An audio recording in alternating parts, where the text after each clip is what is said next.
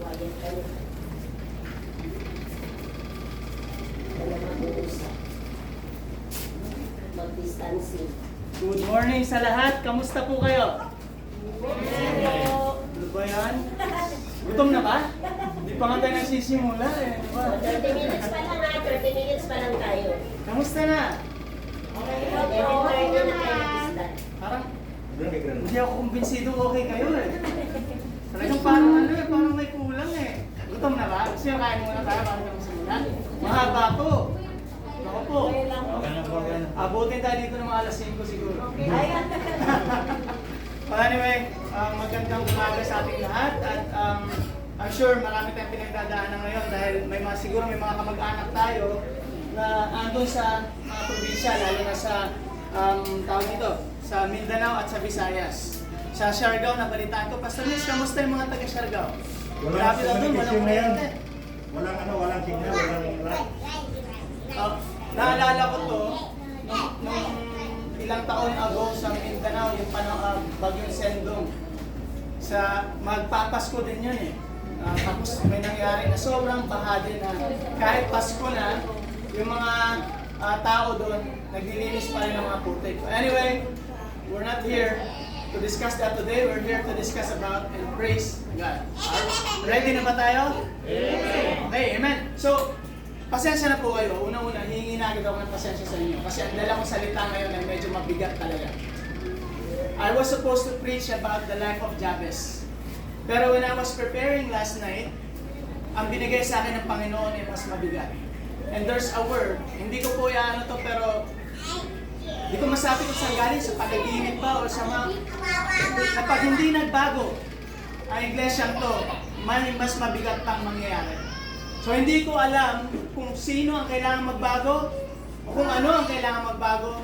Pakinggan na lang natin ang kanyang salita. Okay? Okay ba yun?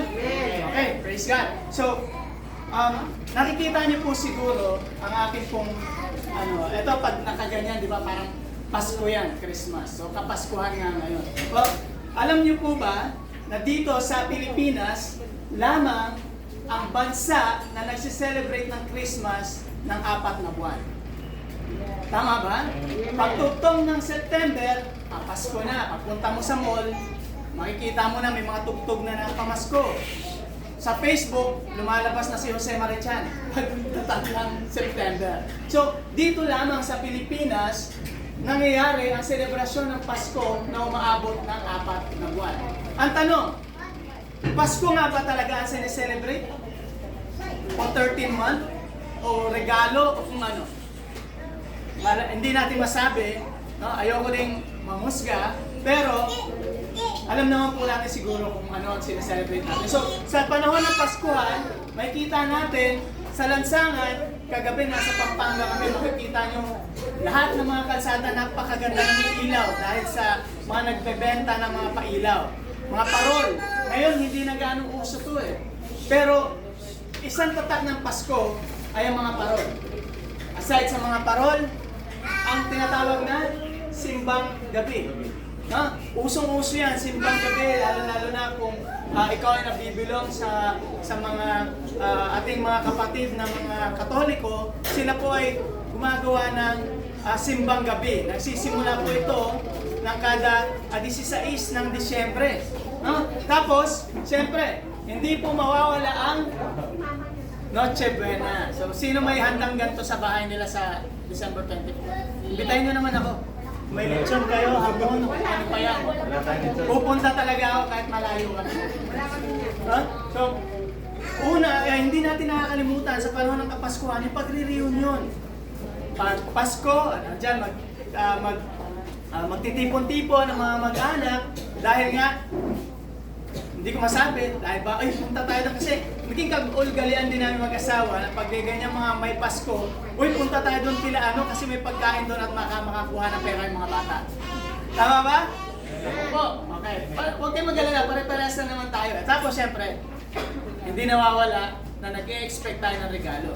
Dahil sa panahon ng Pasko, talagang nagre-ready tayo sa mga mahal natin sa buhay kahit medyo hirap tayo, talagang sinasakripisyo natin ang mga regalo para sa ating mga mahal sa buhay. Kasali na ba ako dyan? Nakakano ba yun sa akin? Okay lang ha, next week nandito ulit ako. Oh, joke lang. So, anyway, ano nga ba talaga? Kung makikita natin dito, ang title po ng ating pong paksa ngayon, or ating preaching ngayon ay Christmas or Xmas. Christmas or Xmas. Napapansin nyo, sa panahon natin ngayon, masyado ng rampant o parang masyadong tanggap na ang salitang Xmas. Xmas 3, Xmas. Pero kung mapapansin nyo, bakit nga ba Christmas? Ano bang pinalitan ng letter X dito? So, napapansin natin na ang salitang Xmas, na tawagin din ay Christmas, pero Xmas kadalasan, nakikita natin kung saan lugar, ang pinapalitan nito ay ang salitang Kristo. Which is yun ang pinakaunang-unang rason kung bakit tayo may Pasko. Hindi lang Christmas, kundi Christian. Alam lang, Christian ngayon ay X-Chan na din. Christian din ang basa dyan, pero nawawala na kasi si Kristo sa buhay natin. Sabihin natin, ang dami, napakarami pong mga Kristiyano. Kung saan lugar, kung ano-anong mga fellowship, kung ano-anong mga katuruan meron. Pero bottom line, regardless kung ano yan, ang dapat na nandyan sa grupo yan, ang dapat nasa buhay lang natin ay ang si Kristo. So ngayon, yan po ang magiging topic natin. So bago po tayo magsimula, tayo po ay sumaglit na manalangin. Diyos Ama, makapangyarihan sa lahat, kami po ay dumudulog sa inyo at nagpapasalamat sa pagkakataon na kami po ay makakapag-aral ng iyong salita. Na kami po ay makikipagniig sa inyo at makakapagpuri ng walang hadlang. Ngunit Panginoon, kung meron mo pong humahadlang sa amin pong paglapit sa inyong trono ngayon, galit, puot, kasalanan, o kung ano man po yan, Panginoon, Lord, I pray, you wash us with the blood of your Son. And I pray, Lord, that you take up all the hindrances as we go near your throne today. Lord, we know that we are not worthy to go near your throne, but Lord, kami po ay nagsusumamo dahil gusto po namin kayong papurihan at gusto po namin kayong mas makilala pa. Lahat po ng papuri ay sa inyo lamang. Pangalan ni Jesus. Amen. Okay, so our verse for today is about Christ. Ang topic po natin talaga ngayon is about Christ. When we say Christ, ano bang unang pumapasok sa mga isip natin? Jesus Christ, right? Jesus Christ na naman kasi wala na ba yung Christ. Pwera lang yung mga nagsasabong dyan kasi iba yung Kristo nila. Hindi, baka meron din Jesus ang pangalan doon, pero may mga kilala ako na Kristo din sa sabungan. Pero hindi sila pag-uusapan natin. Pag-uusapan natin ngayon ay ang totoong Christ. Sino nga ba? Si Jesus Christ. So ang verses po natin, kita nyo, no? Doon sa mga salita natin, na-ex siya. Christmas na-ex siya. Nawawala siya. Ngayong araw na to, ang ating pong talagang gusto lang ipahatid sa atin ng Panginoon ay mag-reflect tayo sa ating mga sarili. Mabigat nga po talaga ang dadalhin mong salita ngayon. Pero hindi po ito ibig sabihin na pinapatamaan kayo kung ano. Pasitabi na lang po sa lahat. Dahil nung una ko po itong pinag-aralan kagabi, ako mismo po ang tinamaan. Na hindi po porke ako nagdadala ng salita ng Diyos, ako ay perfecto. Ako pa ang numero 1 sa lahat sa inyo.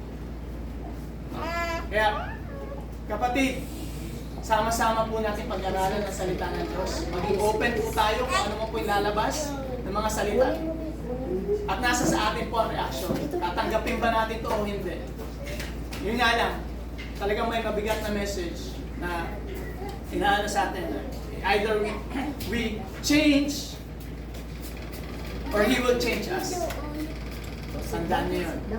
Either we change or He change us. Pag ang Diyos ang nagbago, pag ang Diyos ang gumawa ng paraan, baka hindi natin ito gustuhin. Kaya ngayong araw na to, tuloy po natin. Ang ating pong mga verses ay makatatagpuan sa Colossians chapter 3, verses 12 to 17 po yan. Pero basahin ko po, ano? Colossians chapter 3, 12 to 13. Kaya nga, dahil kayo'y hinirang ng Diyos, minamahal niya at pinili para sa Kanya, dapat kayong maging mahabagin, mabait, mapagpakumbaba, mahinahon, at mapagtiis. Mapagpasensya kayo sa isa't isa. Kung may hinanakit kayo kanino man, magpatawad kayo gaya ng pagpapatawad sa inyo ng Panginoon. At higit sa lahat, taglayin ninyo ang pagmamahalan na siyang nagbubugkos sa lahat sa ganap na pagkakaisa. Paghariin ninyo sa inyong puso ang kapayapaang kaloob ni Kristo, sapagkat iyan ang dahilan kung bakit kayo tinawag sa iisang katawan. Magpasalamat kayong lagi. In verse 16, ang salita ni Kristo ay hayaan ninyong lubusang manatili sa inyong puso. Turuan ninyo at paalalahanan ang isa't isa na may buong karunungan. Buong puso kayong umawit ng mga salmo, mga himno at mga awiting spiritual na may pagpapasalamat sa Diyos. And our last verse, verse 17, at anuman ang iyong gagawin o sasabihin, gawin ninyong itong lahat sa pangalan ng Panginoong Hesus at sa pamamagitan niya'y magpasalamat kayo sa Diyos. Ang lupit ng last na word, no? Lahat ng gagawin o sasabihin, gawin ninyong lahat ito sa pangalan ng Panginoong Hesus. So kung ikaw ay nagagalit sa iyong kapitbahay, ginagawa mo ito sa pangalan ng Hesus.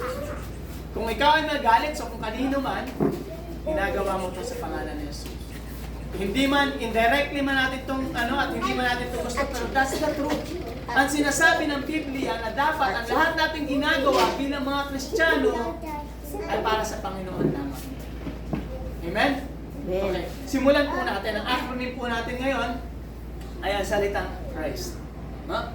Salitang Christ. Ano nga ba ang letter C? Ang letter C po ay here. Ito pong Christ na to, ito po ay mga katangian ni Kristo na makikita natin kasi we are called to be Christ-like. Bakit nga ba Christ-like ang gusto mangyari sa atin? Dahil tayo ay reflection, tayo ang salamin ni Jesus Christ dito sa mundong ito. Kung ikaw, ang nire-reflect mo ay sarili mo pa rin, hindi tayo totoong Kristiyano. Dahil, pag sinabing Kristiyano, kaya nga Kristiyano ang tawag sa atin kasi tayo ang representative ni Kristo. Hindi tayo, kasi kung ganun pa rin, kung halimbawa, ako pa rin na nakikita sa buhay ko, baka ang tawag sa akin ay hindi Kristiyano, kundi Carlo. Kasi Carlo naman talaga. Diba? Iba, pag si Kristiyano ka, at kiniklaim natin Kristiyano tayo dahil si Kristo talaga nakikita. Unang salita ay care. Basahin po natin sa Colossians chapter 3 verse 13. Binabalik ko na po. Doon lang tayo ikot-ikot sa verses natin. Tingnan niyo po ito Magpasensya kayo sa isa't isa. Kung may hinanakit kayo, kanino man, magpatawad kayo gaya ng pagpapatawad sa inyo ng Panginoon. So anong ibig katumbas nito? Care. Ano bang ibig sabihin ng care? Sa Tagalog? Aruba. Mag-ano ka. Mahina ako sa Tagalog Kaya hindi ko siya, kaya pasensya sa English yung term natin. Pero ibig sabihin lamang po nito ay alalahanin natin ang mga isa. Na dapat, kung ano man po ang meron tayo, may hinanakit sila sa atin o may hinanakit tayo sa kapwa natin, sabi ng dito sa salita na to ay magpatawad tayo. Hindi kasi kailangan na humingi sila ng kapatawaran sa atin bago natin sila patawarin. Bakit ba? Kung pumunta ba dito si Jesus Christ, pumunta ba siya dito bago tayo, humingi na ba tayo ng tawad bago siya pumunta o pumunta na muna siya bago tayo humingi ng tawad? Ano nauna? Nauna, pagpunta ni Kristo rito bago tayo humingi ng tawad. So ibig sabihin, as Christians, una muna tayo magpatawad bago natin hingin na humingi sila ng tawad sa atin. Mahirap itong gawin. Pero ito ang kailangan natin gawin. Kasi marami dyan. Baka kasi may mga tao dyan, ito na naman siya, nagsalita na naman, ayaw na ayaw ko nga kung ano-ano pinagsasabi, naiinis ako, makikita ko yan, o kung ano ba. Hindi kasi kailangan na humingi siya ng tawad sa atin. Kasi ang kanyang pakikipagniig kay Kristo ay sa kanya yun. Wala kang pakialam kung siya ay ayaw sumunod kay Kristo. Basta ang importante, tayo ay sumusunod sa Diyos. Kung tayo ay nakikipagniig kay Kristo palagi, regardless kung ano sabihin o regardless kung ano makita natin sa ating panibot, wala tayong pakialam. Dahil ang pakialam natin ay na kay Kristo lang. So, kapatid, saan napunta doon yung care? Yun ang pag-care mo doon. Kasi, pag ikaw nag-care ka at iniiwasan mo yung tao o hindi mo siya pinakikitunguhan, ang magiging problema nito ay lalong lalala ang problema natin. lalong lalala ang problema natin. Kaya, tandaan mo kapatid, hindi tayo tinawag ni Jesus para manghusga o para tutukan ang iba nating mga kasama, ang kapitbahay natin o kung sino pa yan. Sit, baby. Kundi Sit. tayo ay tinawag kagaya ni Kristo na may pag-aalala Sit down. sa ating mga kapwa-tao. Yung anak ko, yan, si Samuel, pansin nyo, naglalakad-lakad siya. Napansin ko nung mga nakaraang araw, isinako ko yan. Isinagay ko talaga sa sako yan. May usapan kami ngayon na pag ganyan ang ginawa niya, isasako ko siya. Di ba? Okay. Sit lang.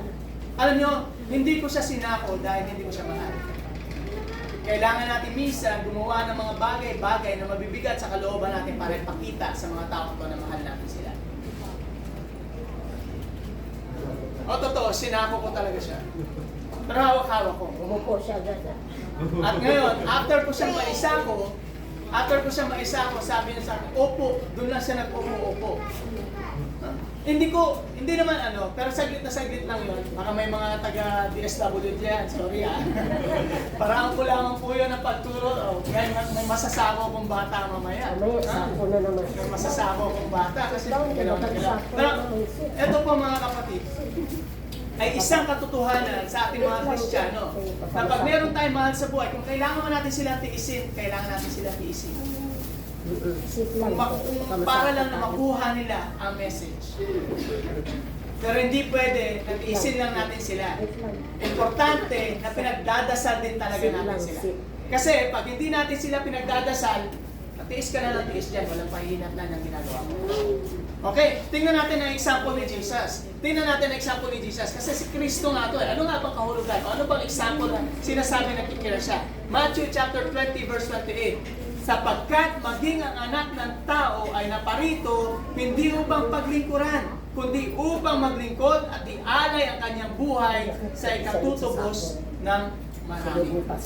So pumunta dito si Jesucristo dahil sa pagmamahal niya sa atin at dahil sa pag-aalala niya sa atin. Alam niya na tayong lahat ay makasalanan at tayo ay talagang papunta sa impyerno. Kaya siya na mismo ang nagdala ng langit pababa dito sa lupa. Ulan sa kitchen. Kaya tingnan niyo mga kapatid, si Kristo mismo ang ating example. Siya mismo ang nagpakita ng kanyang pag-aalala, pagmamahal sa ating lahat. Hindi mo pwedeng alalahanin ang isang tao kung hindi mo tumahal. Tama ba ako? Aalalahanin mo siya kung anong kahihinatnan niya dahil mahal mo siya. Ganon ang example na binibigay sa atin ni Kristo. Kaya kapatid, tandaan natin, letter C. Ano nga letter C? Here. Ano naman ang letter H? Ito mabigat. Kasi Sa CR. sa ating mga Kristiyano, kahit pasabihin ng mga Kristiyano na ito talaga ang pinakamahirap gawin. Siya na humility. Pag sinabing humility, ito ay todo-todong pagpapakumbaba na wala kang tinitingnan iba. Kahit pa yurakan ng pagkatao mo na ibang tao, wala kang pakialam. Kahit pa pagsalitaan ka na kung ano-ano na ibang tao, wala kang pakialam. Dahil ang alam mo na tayong Kristiyano ay hindi pwede lumaban. Totoo po ito mga kapatid, mahirap tanggapin. Pero ano kaya sa palagay nyo nangyari kung sa panahon nila Paul, nila Peter, na mga apostoles ay lumaban sila sa gobyerno? Malamang wala ng Kristiyano. Dahil makikilala ang mga Kristiyano bilang lumalaban. Pero ano ba tinuturo ni Kristo? Ang tinuturo ni Kristo ay tayo ay maging punong-puno ng pagmamahal. Pag pagmamahal at pinag-uusapan, hindi mo kailangan lumaban. Madalas kasi sa atin, gusto natin i-justify yung sarili natin. Gusto natin paglaban kung ano ba meron tayong karapatan. Marami sa atin nakapag-aral. Iba dyan, may mga nag-aral pa ng mga doktor to doktor. Kung ano pang doktor. Sobra-sobra na sa doktor, ano na ba tawag. Pero, ang alam natin bilang Kristiyano ay itong mga title na to ay wala itong silbi. Dahil pagdating natin sa langit at tayo hinusgahan na ni Kristo, kahit pa doctor of the doctor ka pa, ang titingnan lang pa rin ay ang puso mo. Kung ang pinaglalaban natin palagi ay ang karapatan natin na, ay, kinat niya ako eh. Kinat niya ako sa kalsada. Ang hirap. Sa totoo lang, napakahirap. Parang gusto mo habulin. Napakahirap nito. Pero kung ikaw ay punong-puno ng humility, iyahan mo na lang siya. Uulitin ko po itong testimony na to na akin narinig sa isang kwento na isang pastor. Friday night, during, meron silang Bible study, basta nag-worship sila sa Panginoon, Friday night. Naiwan yung 15-year-old nilang anak sa bahay nila. Mayaman sila. Sa pastor, mayaman kasi negosyante ang kanilang pamilya. Malaki ang negosyo nila. Alam nyo ba, na habang sila ay nag-worship, nananalangin, nagsasamba sa Panginoon, ang kanyang anak ay nirape ng 7 tao. Ninakawan ang bahay nila, pinasok ang bahay nila at ang kanyang 15 years old, 15 years old na anak ay nirape ng 7 kalalakihan. Ikaw, ano gagawin mo? Lalo na't alam mo na kung sino yung mga nahuli, yung mga gumawa na. Alam niyo ang ginawa niya? Hindi ko kayang gawin, pero sana gawin ako ng Diyos na gano'n. Hindi man lang siya nagsampa ng kaso. Hindi siya nagsampa ng kaso. Ang tinuro niya ay ang pagmamahal ni Kristo at hindi ang hustisya ng tao. Tayo kasi mga tao gusto natin, hindi, kailangan makaganti ako, kailangan makabawi ako. Wala. Wala siyang ginawa, nagpuri pa rin siya sa Panginoon. May time na parang, Lord, tapat naman ako sa iyo. Kasi tapat po siya. Sila mag-asawa nagsiserve sa Panginoon. Pero habang nag-worship, Sunday, Friday nangyari yung Sunday. Nagdala pa siya ng message about kay Christ. Makikita niyo yung pagmamahal na meron doon. Nahuli na yung mga taong pwede niyang sampahan ng kaso. Pwede niyang gawa ng balikan. Kung sa akin yun, baka nako. Doon kasi natin makikita kapatid kung tayo ba ay nagmamature na bilang Kristiyano o tayo pa rin ay Kristiyano lang pa rin. At baka gerber lang pa rin ang kinakain. Tandaan po natin mga kapatid, etong salitang humility. Dahil kung hindi po humble, doon sa yung pastor na yun, sa nangyaring yun, malamang sobrang galit na siya. Sobrang kung ano nang nagawa niya. Tandaan niyo mga kapatid na during those times, during our unguarded moments, yung mga panahon na tayo nagugulat o sa mga panahon na may extreme tayong nararamdaman, doon nakikita at doon nakaabang ang ating kalaban para tayo ay husgahan. Tandaan niyo po yan. So tingnan po natin, Colossians chapter 3 verses 12 to 13. Kaya nga, dahil kayo ay hinirang ng Diyos, minamahal niya at pinili para sa Kanya, dapat kayong maging mahabagin, mabait, ito na, mapagpakumbaba, mahinahon, at mapagtiis. Magpasensya kayo sa isa't isa. Kung may hinanakit kayo, kanino man, magpatawad kayo, gaya ng pagpapatawad sa inyo ng Panginoon. Excuse me, sorry.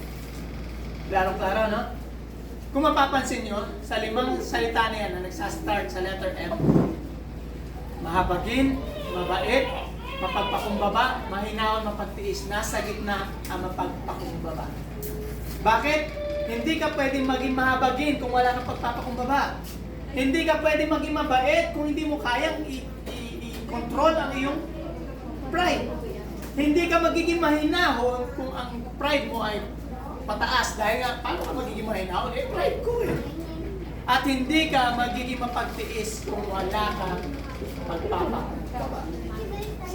Kita nyo? Nilagay siya sa gitna dahil may purpose to. Kaya ang salita ng Diyos ay pararating sa inyo kung paano nyo ito tingnan. Parang kung titingnan natin ay words lang naman yan. Mahabagin, mabait, mapagpakumbaba, mahinahon at mapagtiis. Pero kung bubulay-bulayin natin, yung mga ibang salita dyan ay hindi maaaring mangyari kung wala yung pagpapakumbaba. Tingnan niyo pa, magpasensya kayo sa isa't isa. Kung may hinanakit kayo, kanino man, magpatawad kayo gaya ng pagpapatawad ng Panginoon. Binalik lang natin. Okay. Kasi nga, kapatid, hindi nga dapat, kailangan, na humingi muna sila ng patawad sa atin bago natin sila patawaran. Mabigat ito, mahirap, lalo-lalo na pag sobrang nasaktan tayo. Pero, ang tanong kasi po doon, kapatid, habang ba, kinikim-kim-kim mo yung galit mo sa kanya, nare-resolve ba ang problema natin? O lalo lang tayo nai-stress every time makikita natin sila? O pag nandyan na, iiwas ka na, nagkakaroon ng itutuloy ng hiwalayan. Dahil, kinikim-kim-kim natin ang galit natin sa isa't isa. Kapatid, tandaan natin ang mensahe ngayong araw na ito. It's either we change or ang Diyos ang magbabago sa atin. It's your choice. Tingnan natin sa Matthew chapter 20 verse 23. No? At sinabi ni Jesus, daranasin nga ninyo ang hirap na titiisin ko, ngunit wala sa akin ang pagpapasya kung sino ang mauupo sa aking kanan at sa aking kaliwa. Ang mga upuang iyo ay para sa pinaglalaanan ng aking Ama. Dito makikita natin, kapatid. Kasi sa storyang to, mamaya ikukwento ko siya sa susunod natin na babasahin. Ito kasi sa storyang to, nanghihingi sila na sila ang maupo sa kanan ni Jesus Christ pagdating sa langit. Isang magulang, na tayong mga magulang ay siyempre wala tayong ibang hangat kundi ang ikabubuti ng ating mga anak. At walang kaibahan itong iniiling nitong magulang na to. Pero sinabi ni Jesus sa kanila na, sinabi ni Jesus, daranasin ninyo ang aking paghihirap, ngunit no, wala sa kanya pagpapasya kundi nasa Ama. Ang upuang iyo'y para sa pinaglalaanan ng ating Ama. Sa example na to, kapatid, makikita natin ang pride even sa mga disipulo na ni Kristo. Even sa mga tao na sinasabi na talagang naglilingkod sa Diyos. Kaya kapatid, hindi natin karapatan talaga na husgahan ng isang tao. Dahil hindi natin alam kung anong puso meron yan. Sabihin na natin, ay napakabait naman itong tao ito. Ay, hindi makabasag pinggan itong tao ito, pero hindi mo alam kung ano nasa puso niya. Baka akala mo, tayo-tayonig lang yan, pero sasabog na pala. Kaya kapatid, kung may gusto man tayong suruin, kung meron man tayong gustong husgahan, sarili po natin. Kasi unless na lagi natin inuusig ang sarili natin, unless na lagi natin nire-reflect ang salita ng Diyos in application to our lives, hindi, yan, salita na, nabasa na natin yung salita ng Diyos. Sabi ko, tingnan mo, ito nga talaga si sister ganito, ito nga talaga si brother ganito. Ito mga ugali, nandito sa Bible, kaya masama si, pero ikaw pala, isa ka rin palang gano'n. Madalas tayo kasi self-righteous. Nakakalimutan natin palagi na ang salita ng Diyos, pag binasa natin ito, hindi ito para sa ibang tao, para ito sa atin. Unang-una, para ito sa atin, bago na lang yung sa ibang tao. At wala na tayong pakialam sa ibang tao dahil kahit ano pang gawin natin, sila lang ang haharap sa Diyos. May magagawa tayo sa kanila, ipagdasal natin sila. Pero, para baguhin sila, ang Diyos na bahala ng mga ito. Tingnan natin ang sunod natin salita. Sabi dito, na marinig niya, na marinig, di ba sinabi? Basahin natin, 24-25. Na marinig ito ng 10 alagad, nagalit sila sa magkapatid. Dahil dito, pinalapit ni Jesus ang kanyang mga alagad at sinabi sa kanila, alam ninyo na ang mga pinuno ng mga hintil ay tinataas ang kanilang sarili bilang mga Panginoon sa kanila. At ang kagustuhan ng mga nasa kapangyarihan ang siyang kasusunod. So, di ba, humiling yung nagalit yung mga apostol. Bilang reaction dun sa dalawang magkapatid, grabe naman kayo, bakit ganun? Hindi lang naman kayo, 12 tayo, mga apostol. Bakit kayo humingi ng ganun sa Panginoon? Paano lang kami? Sinuway agad sila ni Kristo.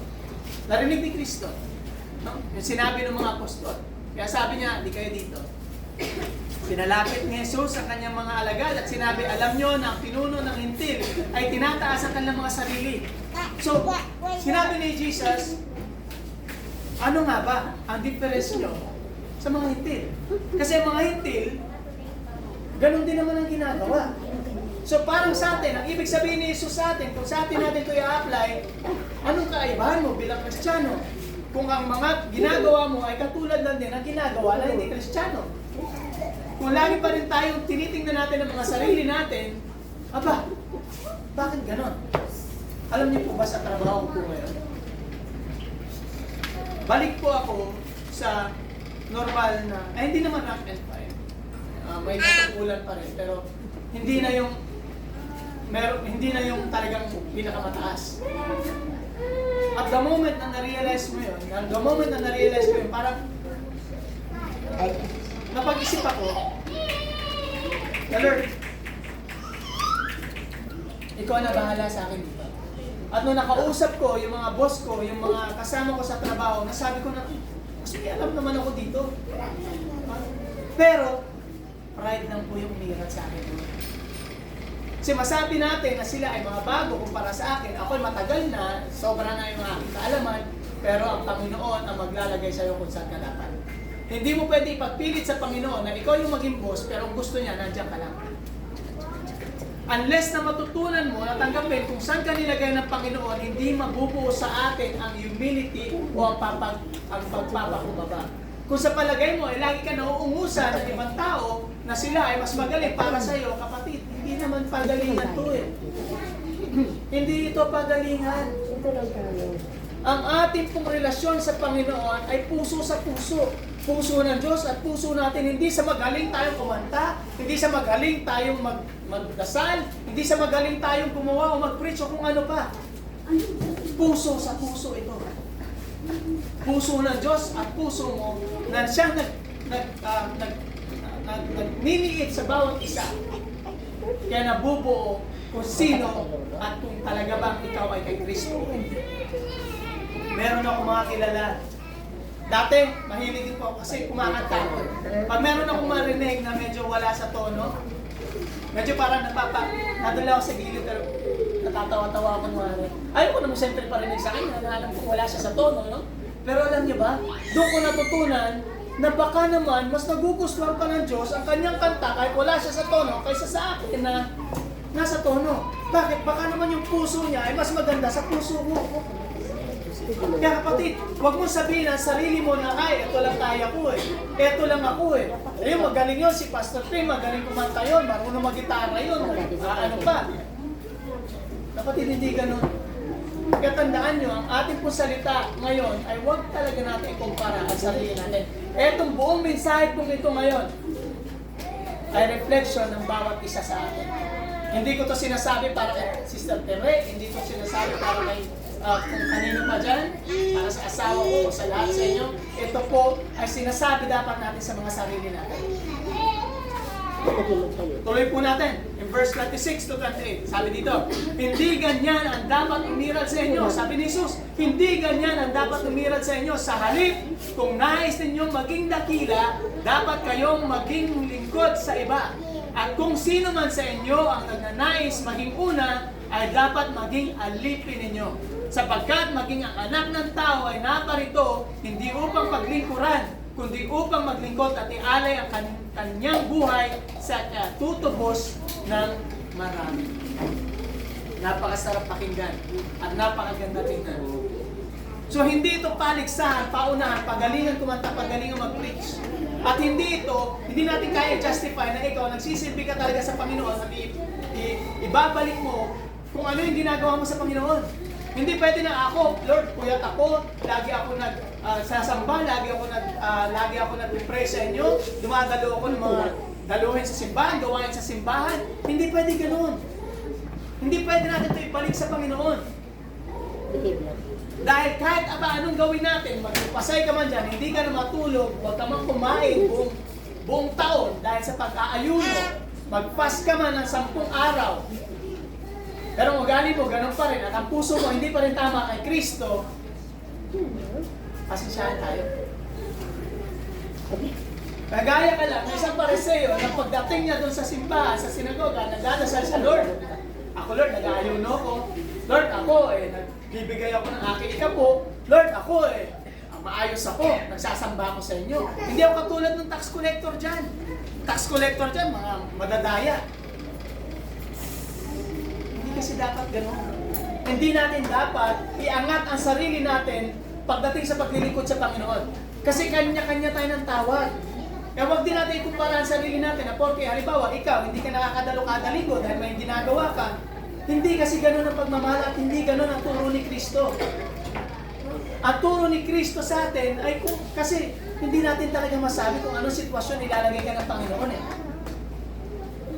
Kaya, ang turo ni Kristo para sa atin ay maglingkod tayo ng tapat. Sabi nga dito, kung nais nyo maging dakila, dapat kayo maglingkod sa iba. At kung sino man sa inyo ang nagnanais maging una, ay dapat maging alipin ninyo. So kung sino man sa atin dito ang gusto, maging doon tayo kay Kristo, mauna tayo kay Kristo, ay dapat talaga tayo magpakumbaba ng todo. Pag nagpapakumbaba tayo, mayroon kasi talagang may napakanipis na tawag dito, pagitan ang pagpapakumbaba sa kayabangan. Naniniwala ba kayo doon? Pag sinabi mo mapagpakumbaba ka, no? Kahit pa ano ang i-praise ka ng Panginoon, i-praise ka ng ibang tao, "Uy, brother, napakagaling mo naman kumanta." Ay, salamat. Ano ba? Ang hirap kasi example kasi nga napaka-thin line. Pag sinabing mapagpakumbaba ka, pag sinabing, "Brother, napakagaling mong kumanta," ang sasabihin mo ay, "Praise God." Pero pag pag kayabangan, ganito ang sagot pag kayabangan. Magaling ako dito kasi mayabang ako. So, ganito yan. Pag sinabing, "Ay, ang galing mo naman kumanta," ay, hindi naman masyado, grabe ka naman. Pero sa sarili, woo! Sarap pakinggan, magaling mo pumunta. Siyempre, nag-practice ako. Di ba? Nakita niyo yung kaibahan? Kaya kahit pa mag-practice ka ng todo, lahat ng ginagawa mo, pag sinabi mo para kay Kristo yan, hindi ka talaga tatanggap ng kahit anong papuri. Dahil sinasabi mo kay Kristo eh. Pero pag tumanggap ka na ng papuri, ay galing mo naman, galing mo kumanta. Balik lang doon is praise God. Dahil ang Diyos ang nagbigay nito. Pero pag sinabi mo na nga na, hindi naman, di ba parang sound humble pa kuno? Humble ka dyan. Diba? Hindi talaga kasi humble to. Pagpapakita ito ng pride na tinatago mo sa sarili mo. At yung pride na tinatago mo sa sarili mo, yan ang sasabog sa'yo. Nakita natin dito, sinasabi ni Kristo na kung gusto mo gumawa ka lang. Huwag mong bilangin yung ginagawa mo. Gumawa ka na ng gumawa kasi ito ay gusto mong gawin para kay Kristo at hindi ka hihingi ng kapalit para rito. Yun ang tinatawag natin pagpapakumbaba. Amen? Okay, tuloy po natin. So, ano yung una? Pangalawa pa lang tayo. Gutom na ba kayo? Tigilan natin. Sarap kumain ng salita ng Diyos, ano? Ako, mas kakain ako ng salita ng Diyos kaysa yung inandang lechon dyan. Mamahin na tayo. Okay, anyway. Balik tayo. Letter C. Ano letter H? Humility. Ano naman kaya ang letter R? Letter R is respect. Mabigat po itong salitang ito. Napakabigat din po nito. Bakit? Pwede kasi nating respeto as in pakita tao lang. Pero respeto kahit hindi ka magpakita, anda. Tuloy natin, no? In Colossians chapter 3 verse 18 to 21. Nagpas po tayo, lumampas lang po ako ng konti doon sa binasa natin text kanina dahil ito lang po ay pagpapakita ng respeto. No? Sa Colossians pa rin naman tayo. Sabi dito, Colossians 3:18 to 21. Mga babae, pasakop kayo sa inyong asawa sapagkat iyan ang naangkop sa mga nakipag-isa sa Panginoon. Mga babae, pasakop sa asawa. Sino may mga asawa dyan? Ilan ba? Isa lang, no? Okay, sunod. Mga lalaki, mahalin ninyo ang inyong asawa at huwag kayong maging malupit sa kanila. Pangatlo, mga anak, sundin ninyong lagi ang inyong mga magulang sapagkat iyan ang makakalugod sa Panginoon. At last, 21, mga magulang, huwag ninyong pagalitan ng labis ang inyong mga anak at baka masiraan sila ng loob. May napapansin ba kayo dito sa salitang ito? Sa mga verses na ito? Ano yung napansin niyo? Babae, lalaki, anak, pamilya. Pamilya, kanya-kanya ng responsibilidad, ano? Sinabi, asawa, pasakop ka sa babae, pasakop ka sa lalaki. Ikaw naman lalaki, mahalin mo ang asawa. So, hindi siya, ibig sabihin pag respeto ito, kailangan itong may kanya-kanya tayong lugar. Hindi ka pwedeng, ikaw ang kadalasan ngayon, nung sa una kami mag-asawa, patigasan talaga kami yan. May kanya-kanya kami, may trabaho siya, kaya niya mabuhay, wala ako eh. Patigasan kami. Patigasan. Buti na lang ngayon, ako na lang yung matigas. Matigas maglaba. Hindi siya naglalaba.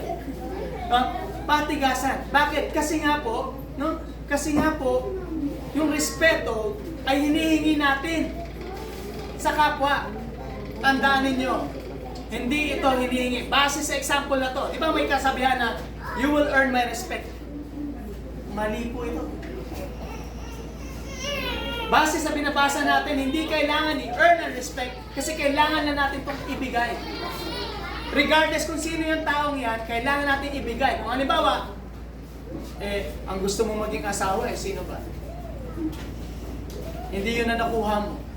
Hindi yun ang binigay sa'yo ng Panginoon. So hindi mo na ibibigay lahat sa Kanya. Hindi po ganun eh. Kasi ang respeto, no, ay ibinibigay ito ng buo at hindi kailangang makuha. Madalas kasi sa atin, nagkakaroon ng maling kaisipan na gano'n na kailangan natin makuha ang respeto niya. Kaya gagawa tayo ng mga bagay-bagay para ma-please sila. Gusto natin na makuha ang respeto ng Panginoon, na matuwa siya sa atin, kaya gagawa tayo ng mga bagay-bagay kahit palabag na sa ating kalooban. Walang kwenta yung Panginoon. Kasi lahat ng bagay na ginagawa mo na sa pilitan, na napipilitan ka lang para pakita respeto mo, wala po yung silbi. Sabi dito, mga anak, sundin ninyo mga magulang. So, siyempre, no? Pero akala natin, nakaligtas na tayo bilang magulang kasi hindi. Mga magulang, huwag ninyong pagalitan ng labis sa inyong anak. So, ang mga tinuturo sa atin ng Panginoon na respeto ay para sa lahat sa atin.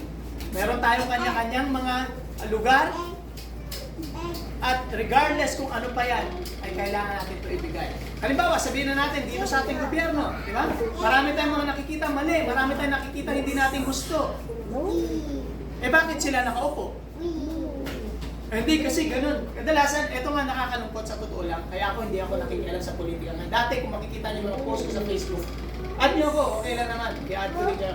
Makikita niyo mga post ko sa Facebook 3-4 years ago, makikita niyo, nakikipag-away talaga ako kasi PDS ako eh. Alam ko, kilala ko kasi si Duterte paano magtrabaho, kaya pinaglalaban ko talaga siya. Pero anong silbi nito? Wala. Kasi nagkakaroon tuloy ito ng away. Kaya ngayon hindi na talaga ako nakikialam. Kaya sabihin natin na may mga mali ang gobyerno. Ang hinihiling lamang ng Panginoon na gawin natin ay hindi natin sila i-pinpoint, i-judge natin sila na si Duterte, sinungaling, kung ano pa. Tapos madalas pa naman, pag galing ka sa isang tao, nakakalimutan mo na yung mga magandang bagay na gawa niya. Ang dami niya nagawa. Pero ang mga galit, doon na nakatutok sa kasi nga, ganun tayo. Ang respeto natin ay bound by our earning. Gusto natin ma-earn ng taong yun ang respeto natin, pero hindi kasi ganun eh. Ang respeto natin ay dapat ibigay lang natin dun sa mga sumasakop sa atin, regardless kung sino pa yan. Regardless kung anong klaseng tao siya. Kita niyo si Jesus? When he was born, Herod, pinapapatay niya yung mga bata. Anong ginawa? Pwede naman yung patayin eh. Pwede patayin agad ng Diyos. Pero hindi niya pinatay agad. Si Paul? Pakita niyo si Paul. Ito na lang, si Paul. Ano bang buhay ni Paul? Si Paul, isa siya sa mga nagsang-ayon sa pagpatay kay Stephen. Kay Santiago. Siya nagpo-prosecute ng mga Kristiyano. Pero bakit hindi siya pinatay ng Panginoon? Kasi ibig sabihin, hindi talaga natin lubos na maisip kung ano ba ang plano ng Panginoon sa mga tao-tao. Hindi natin maisip kung ano bang plano ng Diyos para dito sa taong to. Kaya ang dapat na natin gawin ay sumunod lamang tayo sa gusto ng Panginoon sa atin. Huwag na natin tirahin natin yung gobyerno mali kasi ganito. Ito na naman si Lenny Robredo, kung ano na naman pinagsasabi, o kung sino pa yan, si Manny Pacquiao, kung sino pa yan. Kapatid, ang gawin lamang po natin ay magdasal lang po tayo. Hindi naman kasi sinasabi ng Panginoon na mali.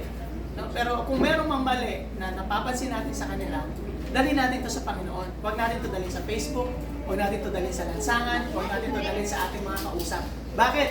Kasi mga kapatid, ito yung nagiging cause ng misunderstanding. At doon tuloy, nakikita nila, Kristiyano pala to. Eh, ganun rin naman pala siya makipag-usap. Kung away-awayin niya si Lenny Robredo, diba? Kung away-awayin niya si Duterte, kung away-awayin niya si Manny Pacquiao, kung away-awayin niya si Lacson, kung sino pa yan. Kapatid, meron talaga tayong opinion lahat. Kami, ako, nagiging safe ako ngayon. Bakit? Every time na may mga opinion kami, doon ko lang sinasabi sa asawa ko. Totoo. Ayaw ko siya ilabas sa Facebook, ayaw ko siya ilabas sa kung kanino, kasi baka ma-misunderstand ako. Magkaroon pa to ng ano, ay pastor pala yan, totoo yan, tapos eto mga sinasabi. Ayoko po eh. Kaya magsasabi man ako, kami mag-asawa, atin-atin lang Lord ha. Ganun lang. Usapan kami bilang Christians. Pagkatapos ng pag-usapan, pag-pray na lang natin. Ganun lagi. Pag-pray natin. Kung may mga hindi tayo nagugustuhan, isa lang ang weapon talaga ng isang Kristiyano at hindi pumunta sa kalsada para magwelga, kundi lumuhod at magdasal sa Panginoon. Okay? Tutuloy natin ha. Matthew chapter 19 verse 19. Sabi dito, igalang mo ang iyong ama at ina at ibigin mo ang iyong kapwa gaya ng pag-ibig mo sa iyong sarili. Anong tawag dito? Respeto. Ito yung respect. Na ibigin mo ang iyong kapwa gaya ng iyong sarili.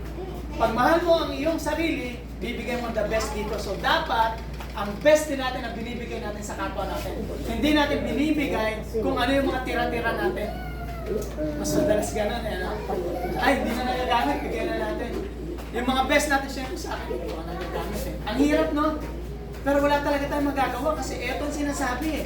Kung mahal natin ang kapwa natin, dapat mahalin natin sa lahat kagaya ng pagmamahal natin sa sarili natin. Tingnan niyo pa ito. Lucas chapter 6 verse 31. Sabi dito, gawin ninyo sa inyong kapwa ang nais ninyong gawin nila sa inyo. Ano ibig sabihin nito? Golden rule. Kahit si Confucius sinabi ito. Si Jesus sinabi ito. Bakit? Kasi ang kahulugan lamang ito mga kapatid ay respeto.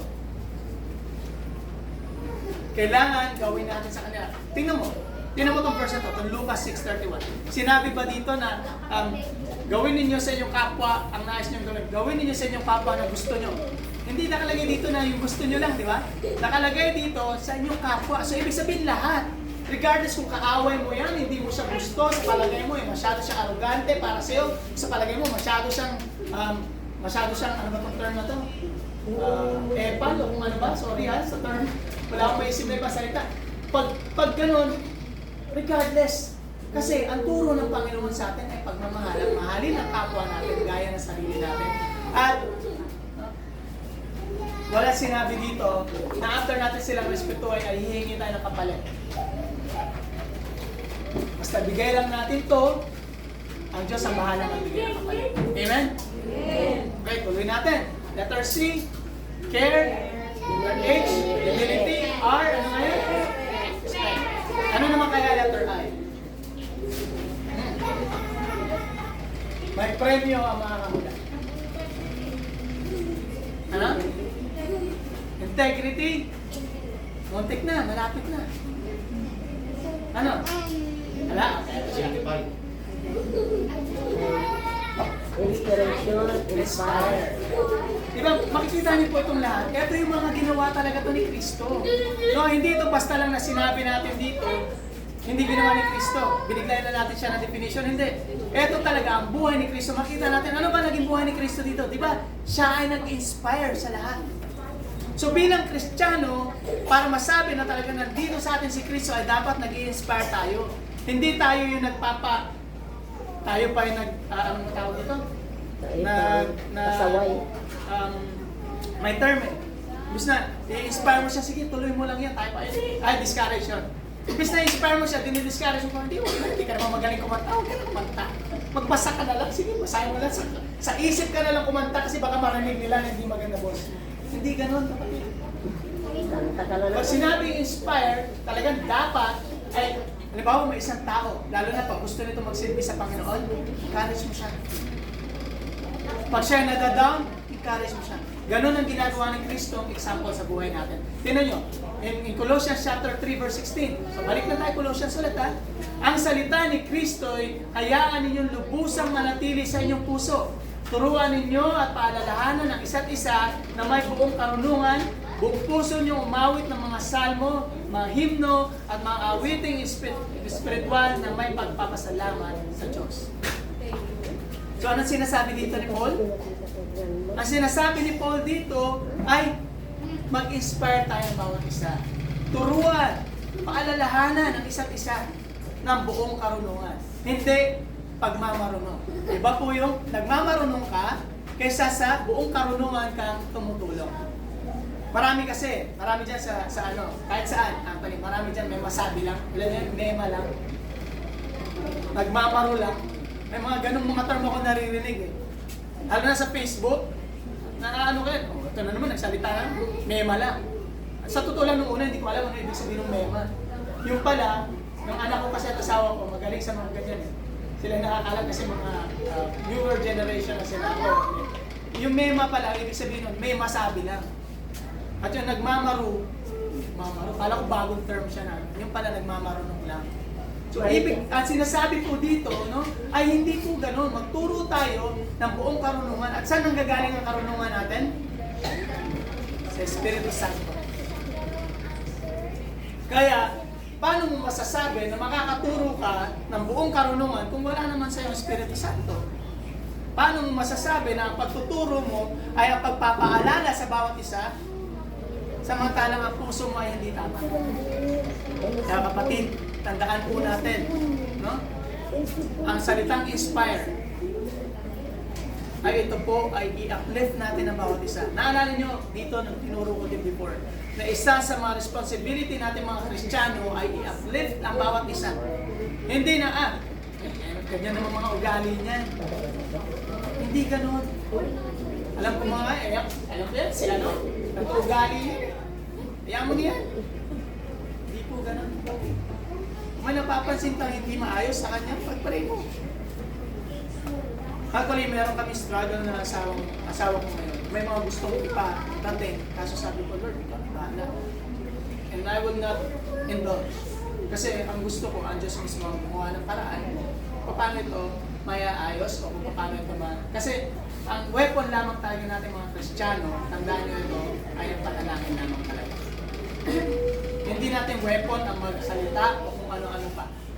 Ang weapon natin ay manalangin sa Panginoon. Kasi kung tayo ay magsasalita, tandaan nyo, baka kung ano-ano, baka naman ikaw ay tinatawag na mema lang. Tandaan nyo yan. Parang salita ka ng salita, sinasabi sa'yo, mema lang to. Kasi iba naman pala panahon niya. Kaya mga kapatid, every time that you see something, give it to God. Hayaan nyo ang Diyos mag-reveal ng tamang panahon at mag-reveal ng kanyang will. Kasi baka naman kala mo, mali, tama, dapat maayos to. Hindi kasi ganun. Sino gumawa ng kaayusan? Ikaw? Sasabihin ko sa'yo, kung makagawa ka man ng kaayusan, ay may ayos ka man, hindi tatagal yan. Dahil isa ka lang din tao. Isa lamang tayong tao na maaaring gusto natin may ayos ang lahat. Pero pag ang Diyos ang umayos, tatagal yan. Tuloy-tuloy yan at nasa tama. Tama ba ako? So tingnan natin. In 1 chapter 16 verse 33. Sinabi ko ito sa inyo upang inyong pakikipag-isa sa akin ay magkaroon kayo ng kapayapaan. Magdaranas kayo ng kapigatian sa sanlibutan ito, ngunit tibayan ninyong inyong loob na pagtagumpayan ko na ang sanlibutan. Ano sinasabi dito ng Panginoon? Ini-inspire na tayo na kahit makaranas tayo ng kapigatian sa sanlibutan ito, sabi niya, tibayan ninyo ang inyong loob. Ganun na mag-inspire. Hindi yung, kasi naman mali naman talaga ginawa mo. Baka lalo mo patuloy yung Tandaan po natin, sa salitang pagmamahal, hindi po talaga makikita doon ang judgment. At tayong mga Kristiyano, ilang beses pinabalik ni Yesu Cristo na never dapat tayong nagja-judge ng kapwa natin. Kung makita lang tayo, uy, yun na pala si sister ganito ngayon. Aba, nagpa-sexy na. Nagpa-kulay-kulay ng buhok. Aba, baka ano na to, baka naman sumapi na to sa kasamahan ng kung ano-ano. Di ba? Hindi dapat ganun, kapatid. Wala tayong karapatang manghusga kasi hindi natin alam. Baka naman nagpakulay siya ng buhok ng kulay orange dahil orange kasi para siya ng Christmas party. Di ba? Kulay violet dahil meron silang event sa school na kailangan violet yung... Hindi kasi natin masabi. Baka naman nagpakulay siyang violet kasi ang kulay daw violet ay kanyang favorite color. Kaya masyado siya malungkot, nagpa-violet siya ng buhok kasi yun ang nagpapaligaya sa kanya, di ba? Kapatid, tandaan natin, wag na wag talaga tayong mahusga. Kung may gusto tayong husgahan, hindi mo mapigilan mahusga. Sige, husgahan mo na lang sarili mo. Tingnan natin. Yun, mas maganda pa kayo. Kaya ako, sige, pagtitingin ako sa minsan, lalo na pag sa, kasi ngayon, may mga time na nakapaglaro akong basketball, parang nadadown ako, lalo na pag hindi ako makashoot. Wala, matanda na eh. Halos umuko nga, nahihirapan ako yung umuko ngayon, dati ang bilis ko tumakbo. Ngayon, pag yung kulang, pag kwabola, parang pahirapan na eh. Kaya kailangan namin mag-asawang pahilot kada linggo eh. Meron kami naghihilot kada linggo. Mamayang gabi, kasi kagabi hindi natuloy, mamayang gabi. Ayun. Okay, tapos, tandaan po natin mga kapatid, ang pag-i-inspire sa bawat isa ay ating tungkulin. Hindi po ito na parang a must o yung parang ating itong napipilitang ang gawin ito. Tandaan po natin yan. Tuloy po natin, Hebrew chapter 12, verse 2. Ito, common na verse. Sabi dito, ituon natin ang ating paniningin kay Jesus. Sa Kanya nakasalalay ang ating pananampalataya mula simula hanggang katapusan. Dahil sa kagalakang maghihintay sa Kanya, hindi niya inalintana ang kahihiyan ng pagkamatay sa krus. At siya ngayon nakaupo sa kanan ng trono ng Diyos. Ang inspirasyon natin ay manggagaling na dapat talaga. Kasi, kapatid, hindi ka pwede makapag-inspire ng ibang tao kung ikaw mismo ay wala kang inspirasyon. Ang tanong, sino ba inspirasyon mo? Si Marian Rivera? Kasi, maganda siya? O sino ba? Sino bang, maganda inspirasyon kasi matalino pa? Kapatid, tao lang din yan. Ang gawin natin inspirasyon ay yung tunay na hindi magtuturo sa atin. At kay Jesus lamang. Tingnan natin, Hebrews 12. Ituon natin ang ating paningin kay Jesus. So kay Jesus lamang. Hindi sa kung kanino pang tao dito. Amen? Okay. Tuloy tayo, nandito na tayo sa... Okay, hindi ko na-hide pala yung letter S. Ang letter S ay Sir. Okay, Colossians 3, chapter 17. At anuman ang iyong gagawin o sasabihin, gawin ninyong lahat ito sa pangalan ng Panginoong Hesus. At sa pamamagitan niya ay magpasalamat kayo sa Diyos Ama. So lahat ng gagawin natin ay para sa Diyos. Kaya nga, inuulit-ulit ko kanina pa, na lahat ng gagawin natin at sasabihin natin, huwag tayong humingi ng kapalit. Dahil kung gusto mong humingi ng kapalit, sige. Pero sasabihin ko sa'yo, na pag humingi ka ng kapalit dito, tapos na ang reward mo. Nabigay na sa'yo dito eh. Pero, kung ang Diyos ang magpapala sa'yo, yun ang mas gusto natin. Tama ba? Kaya nga, di ba, sa Matthew, sinasabi na kung ano man ang gawin ng kanan mo, huwag dapat malaman ang kaliwa mo. Kung gusto mong tumulong ka. Pero huwag mo na sabihin, ako nga, tumulong ako sa ganito eh. Ako nga, ganito ginagawa ko sa ministry. Ako nga, ganito ginagawa ko. Ako, pag ang ginagawa ko, nag-share ako ng salita ng Diyos sa aking mga kapitbahay. Okay. Sumikat ka na. Sumikat ka na. Kuha mo na yun.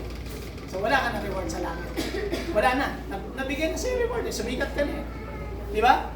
Pero, kung may mga gagawin tayo, kung ito ay para kay Kristo, hindi mo na kailangan pa ipagkalat kung kanino pa dahil si Kristo alam na lahat ng ginagawa natin. Hindi na, sabihin ko to, ito gagawin ko, ito sasabihin ko. Sige. Hindi, kasi minsan kailangan, pag may ginagawa tayo, selfie, namigay ako, oops, okay, sumali ako sa gawain.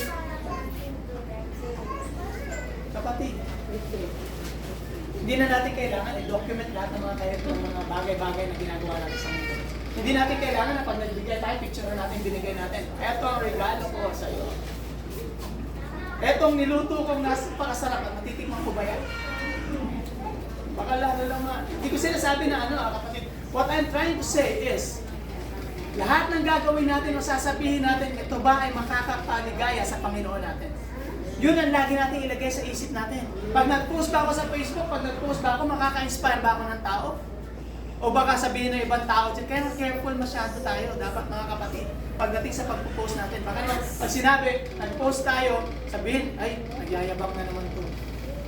Kasi tandaan natin mga kapatid, marami kasi, hindi lamang tayo. Kahit nga tayo, di ba, may makita tayo na ako. Kaya pansinin niyo yung mga hindi ko sinasabi na gawin niyo kasi kanya-kanya tayo ng relationship sa Panginoon. Kanya-kanya tayo ng mga ginagawa. Ang sinasabi ko lamang, mga kapatid, is maging careful tayo na hindi tayo maging dahilan ng usap-usapan ng ibang tao. Okay? Kung gusto mo i-post yan dahil masaya-masaya ka, siyempre birthday ng anak o kung ano yan. I'm not saying badly. Hindi ako, gaya ng sinasabi ko, hindi ko sinasabi to para i-judge ang bawat isa sa atin. Kasi ako lang din mismo ay karapat-dapat lang talaga husgahan. Kung makikita nyo yung profile ko, basahin nyo lang kung ano yung mga pinagsasabi ko dati. Halos lahat ng mga kaibigan ko, mga kasamahan ko sa trabaho, ayaw na sa akin. Dahil hindi ako nagpapatalo.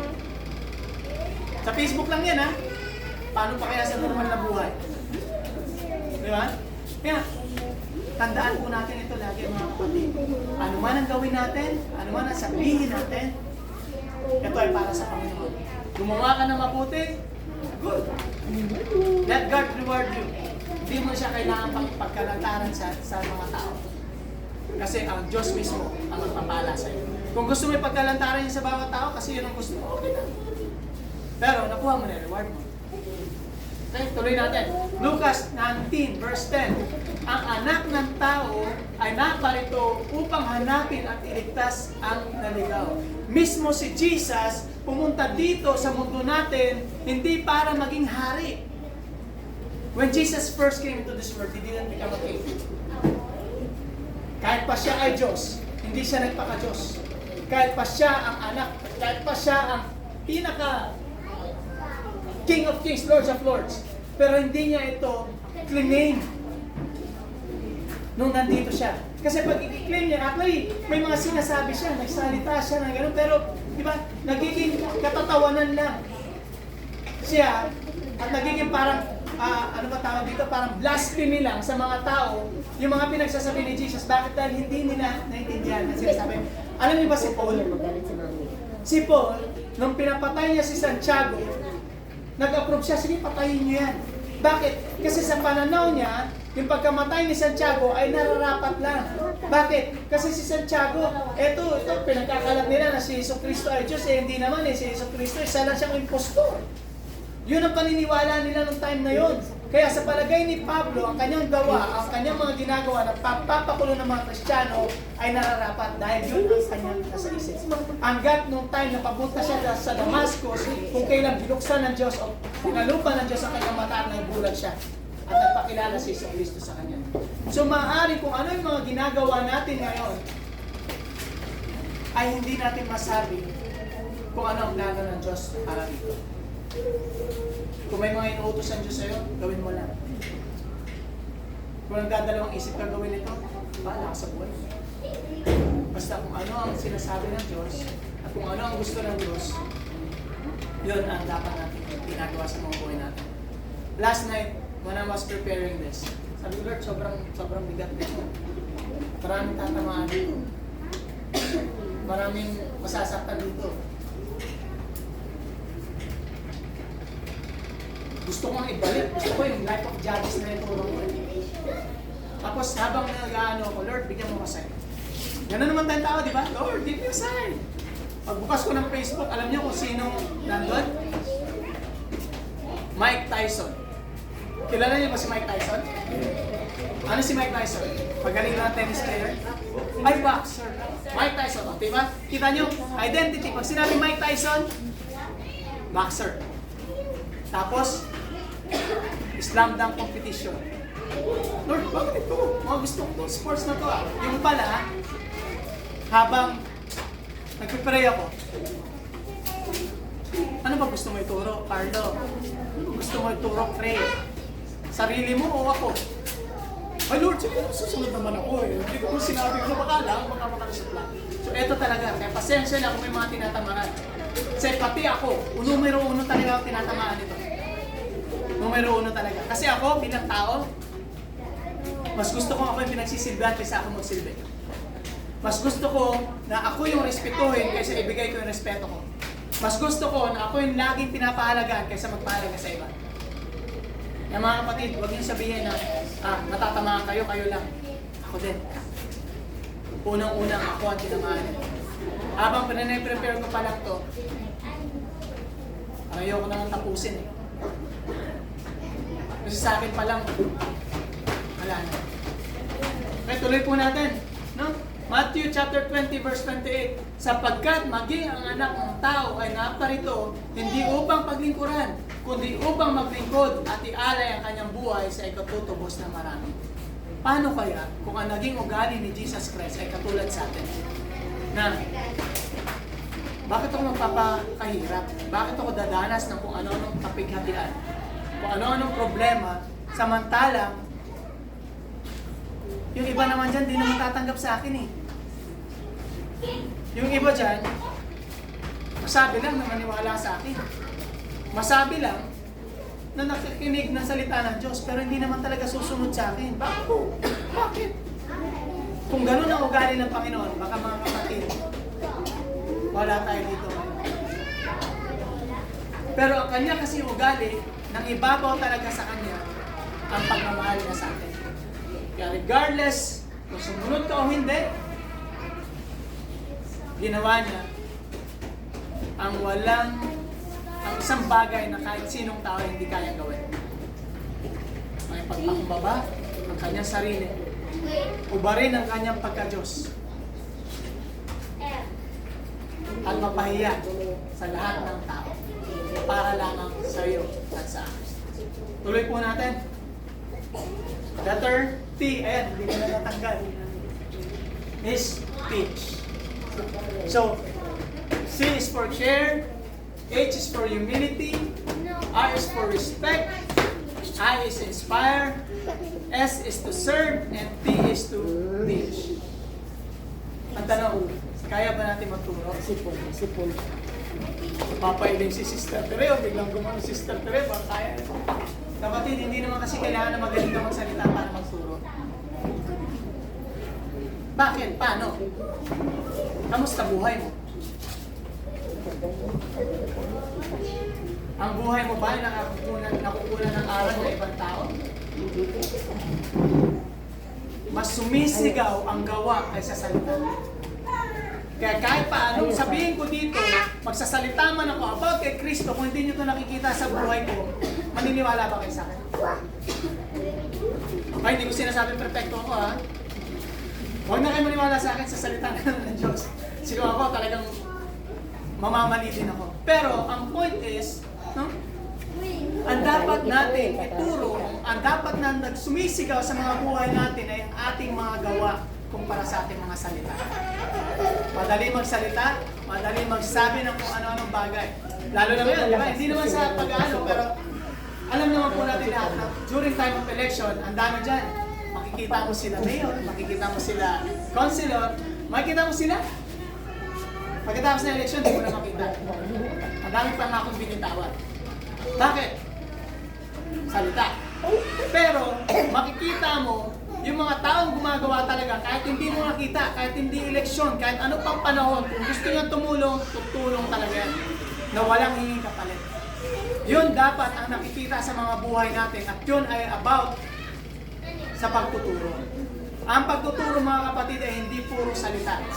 Ang pagtuturo numero 1 ay about sa gawa. Tingnan po natin. Colossians chapter 3 verse 16. Ang salita ni Jesucristo ay hayaan ninyong lubusang manatili sa inyong puso. Ito na.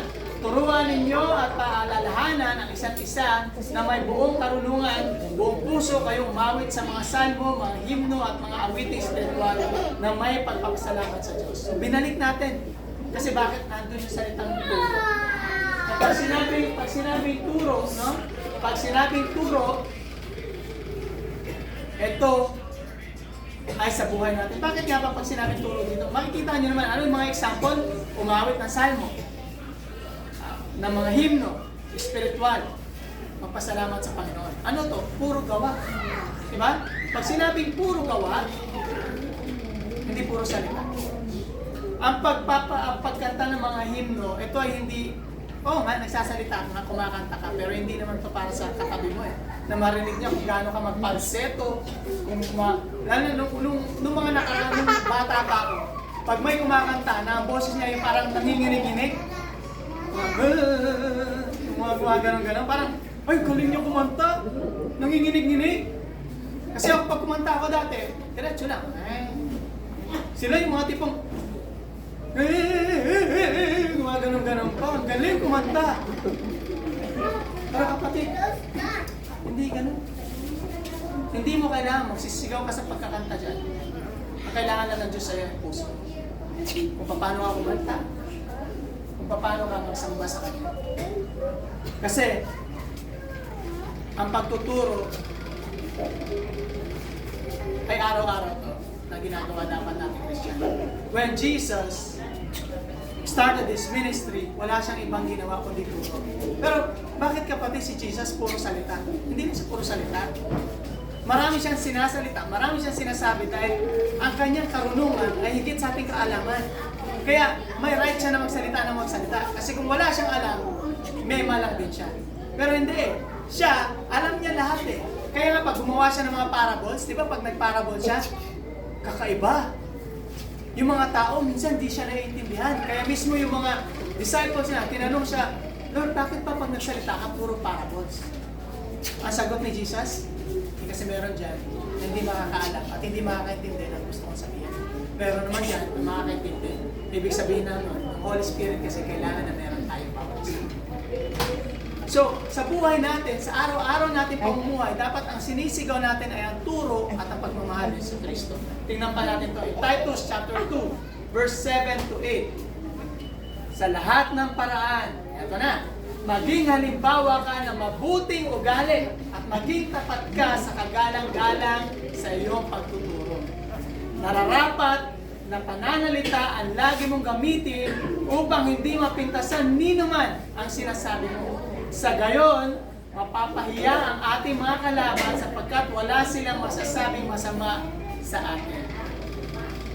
Nasubukan nyo na ba makipag-away? Tapos nung bata ako, mahilig ako makipag-away. Pero hindi ko makakalimutan. Namatay na nga lang yung kaibigan ko yun dahil sa COVID-19. Kaibigan, close kami, pero may time na nag-away kami. Salitaan kami, salitaan. Magalingan kami magsalita eh. Ganun naman pag nag-away, pagalingan magsalita. Nung sinabi niya sa akin, ilong mo para kamatis. Hindi na ako nakapagsalita. Kasi may pintas talaga siya. Totoo nga. Yung sinabi niya sa akin. Kaya ako ay, sige na, panalo ka na. Ganun na nangyari. Kaya mga kapatid, ang point ko lang doon is, tingnan niyo to maging halimbawa ka ng mabuting ugali at maging tapat ka at kagalang-galang sa iyong pagtuturo. Ang pagtuturo natin ay daily life. So kung ang daily life natin ay hindi katulad ng mga sinasabi natin, ay hindi tayo kagalang-galang. Kung lagi tayong galit tayo, may mga konti lang tayo hindi nagustuhan, galit na agad tayo, hindi na tama yun. Baka naman gusto mo, meron kasi sa atin, sa sobrang alam natin, sa palagay natin, alam na natin ang mga salita ng Diyos, alam na natin kung paano tayo mamuhay kasama ni Kristo, gusto na natin kontrolin lahat.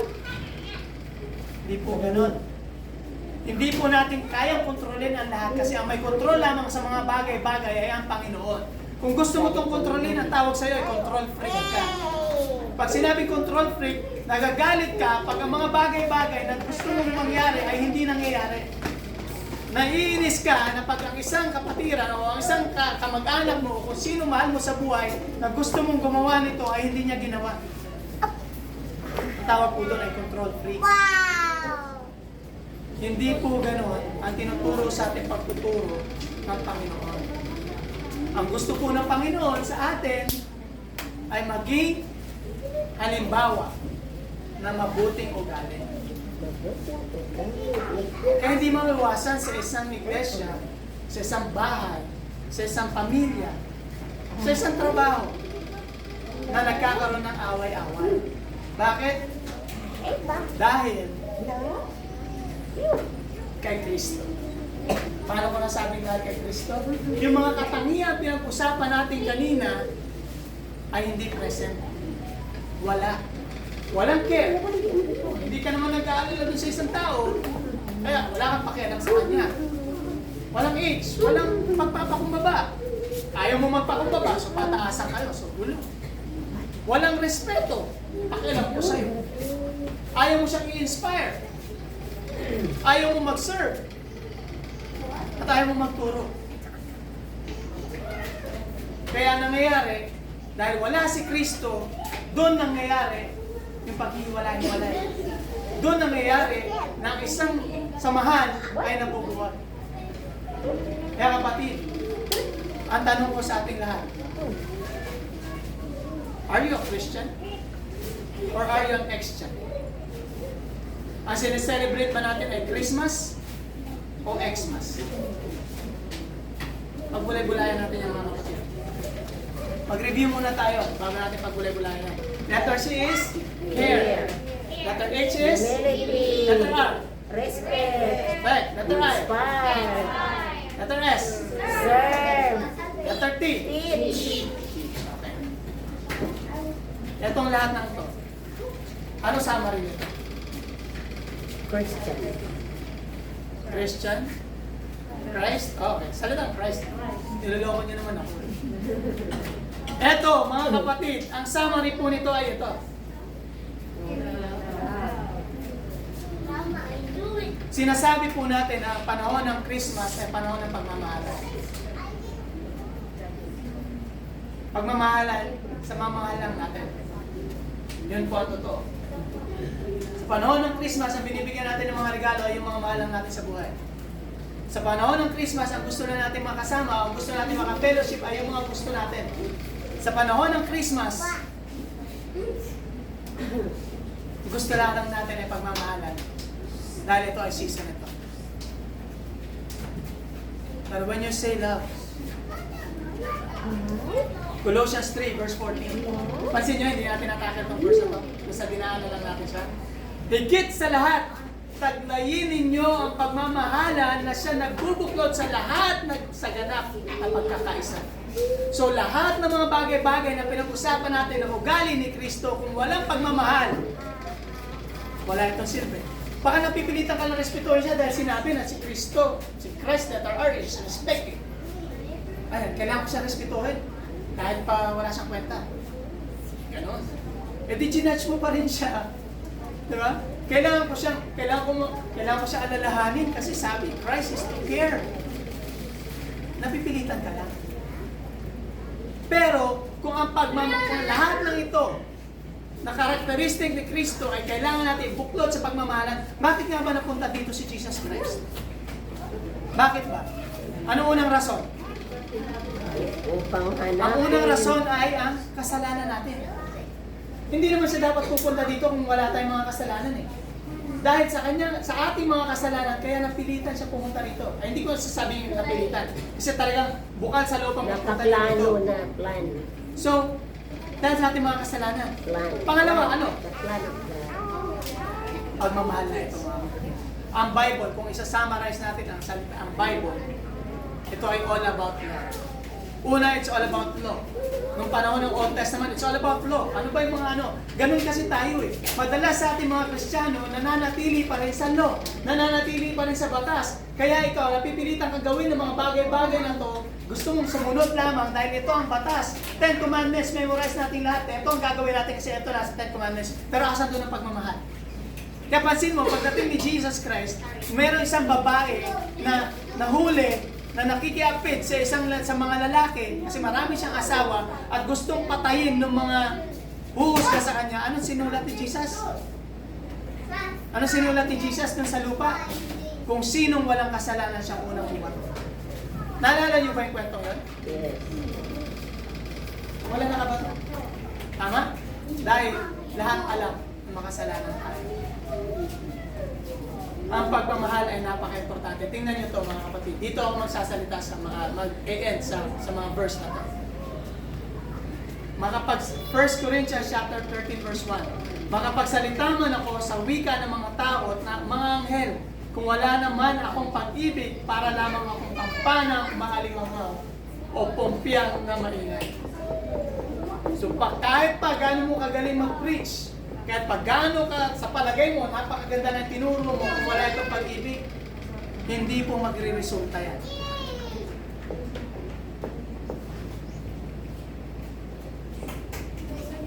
Madalas gina-justify kasi lagi natin sarili natin. Hindi, may pag-ibig ako sa mga ginagawa ko. Pero kapatid, ang question kasi dyan, is yung resulta. Tandaan nyo, ang isang Kristiyano ay makikilala sa kanyang resulta. Kahit gaano mo kagaling mag-preach, ako kung kahit gaano kagaling nung pinag-aralan ko ito ng todo, kung ano pa. Kung ito ay hindi magre-resulta, hindi kayo mababago, at hindi nyo matatanggap sa mga sarili nyo, kahit ang sarili. Kung ako mismo sa sarili ko ay hindi magbabago, wala itong sila. Para lang ako dito nagngangawa, kumakanta. Sabi nga dito, para lang ako kampanang umaalingaw-ngaw o pompiyang na maingay. Para lang tayo nag-iingay. Kung wala itong pag-ibig. Tingnan pa natin, in verse 2. Kung ako man ay may kakayahang magsalita ng mensahe mula sa Diyos, so prophecy. Kalahin mo, kahit pala wala kang pag-ibig, ginagamit ng Panginoon para mag-prophesy. May mga tao in the Old Testament na nagpa-prophesy kahit hindi nila kailangan Diyos. Kahit yung devil, di ba? Naalala niyo yung devil? Nung nakita niya si Jesus Christ sa papalapit, sabi niya, naku, doon mo na lang kami paano sa mga baboy. Mismo yun, demonyo yun, nag-prophesy siya about Jesus, about Christ. So, ibig sabihin, magsalita ka man ng mensahe mula sa Diyos at umunawa sa lahat ng hiwaga, kung nasa akin man ang lahat ng kaalaman at lahat ng pananampalataya, anupat nakakapagpalit ako ng mga bundok. Ngunit wala naman akong pag-ibig, wala akong kahubuluhan.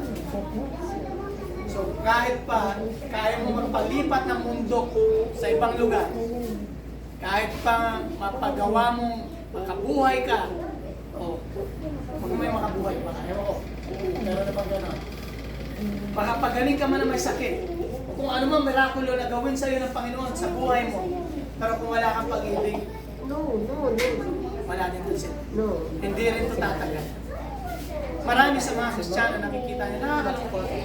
Marami Kristiyano, marami mga lingkod ng Diyos na wala na. Hindi mo na nakikita naglilingkod. Nakikita mo naman naglilingkod dahil sa obligasyon, hindi dahil sa pag-ibig. Gumagawa ng mga salita dahil obligasyon na gumawa ng salita. Obligasyon na magturo. Ito, ayos. Pero wala nang pag-ibig. Kaya nangyayari, hindi ito nagre-resulta. Dahil pag walang pag-ibig, hindi ito makikita. Tuloy pa natin. In verse 3.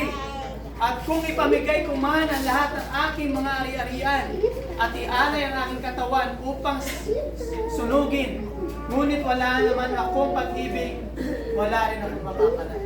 So kahit pa ibigay mo lahat ng kayamanan mo,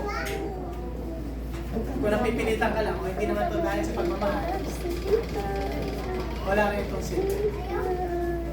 Tandaan natin mga kapatid, na lahat-lahat ng ating mga pinag-usapan niyan ay tungkol sa pag-ibig. Ito ba? Dito ako magtatapos. Ito yung ulit verse ko. 1 Corinthians chapter 13 verse 4 to 7. Ang pag-ibig ay matyaga at magandang loob. Hindi mainggitin, hindi mayabang, hindi mapagmataas man, hindi magaspang ang pag-uugali, hindi makasarili, hindi magagalitin, o mapagtanim ng sama ng loob sa kapwa. Hindi ito natutuwa sa masama, sa halip ay maggalagat sa katotohanan. Ang pag-ibig ay matiisin, mapagtiwala, puno ng pag-asa at nagtsatsaga hanggang wakas. Kapatid, sa verse na to. Basahin niyo ulit ito mamaya. pag kayo na lang, pag time nyo na para makipag-usap sa Diyos. Isa-isahin niyo po ang definition ng pag-ibig. Alam ko lahat tayo may definition ng pag-ibig. Iba, ang definition is love makes the world go round. Sa Bisaya, may sinasabi kami, love is like a bubble gum. Pumupilit, makabuang. So pag dumikit daw, masisiraan ka ng ulo. Ganon. Sa Bisaya, love is like a bubble gum. Pumupilit, makabuang. Maraming meaning ang love. Pero tingnan natin ang meaning ng love base sa salita ng Diyos.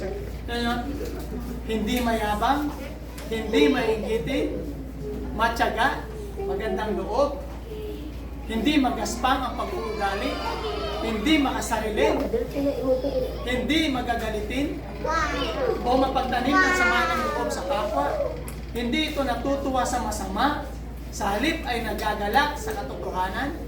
Ang pag-ibig ay matiisin, mapagtiwala, puno ng pag-asa at nagtitiyaga hanggang wakas. So, mga kapatid, si Kristo, alam ko ay natanggap niyo na. Nandiyan si Jesus yung nagkakaroon. Ang tanong, nasa puso pa rin ba natin siya? Siya pa rin ba ang hari ng ating buhay? O baka naman, Lord, teka lang. May mga kailangan akong gawin, ako muna mag-drive. Lord, teka lang, Pasko naman ngayon, ako muna. Ayun o, nagalaw. Nagalit si Kuya. Kapatid, Nagalit si Kuya Pastor. itong panahon ng Pasko,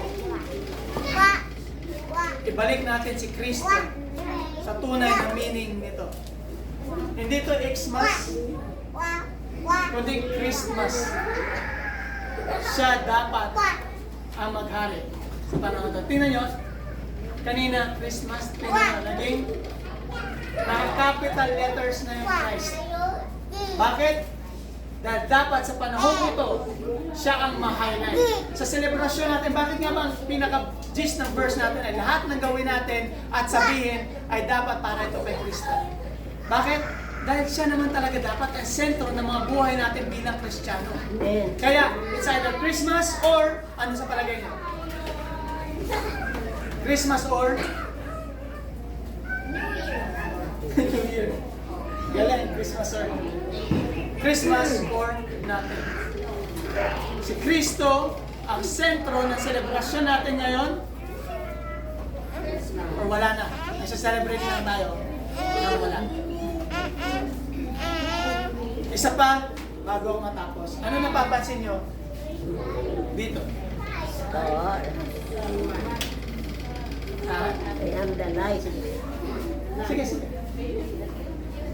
The manger, no? Pero kung makikita nyo yung screen ko kasi, medyo madilim siya. Kasi yung stars lang, medyo madilim siya. At mga kapatid, yun ang katotohanan na nangyayari sa mundo natin ngayon. Ang Pasko, kahit tingnan natin na napakasaya, napakaraming ilaw, napakamakulay, ito po ay madilim. Paano ko nasabi madilim? Kasi hindi na talaga si Kristo ang isineselebrate natin ngayon.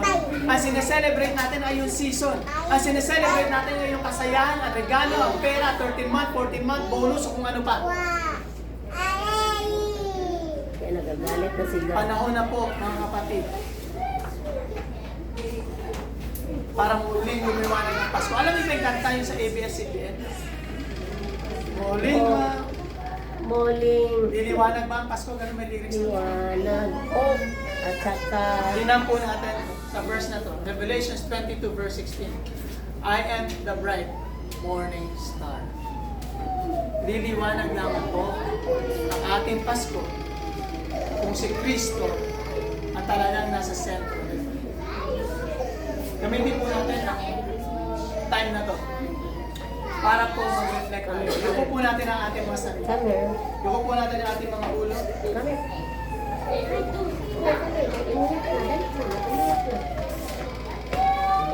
At sa panahon pong ito, mga oras na to, isipin po natin na tayo ay nasa harap ni Jesu Cristo. Isipin po natin Natulog si Chicha. na umaabot na ang panahon ng judgment. Paano po kaya kung biglang pagkatapos ng fellowship natin ay biglang bumalik na si Kristo? Paano po kaya pag tinanong niya tayo ngayon, Great, kamusta buhay mo? Itanong po natin sa ating mga sarili yan.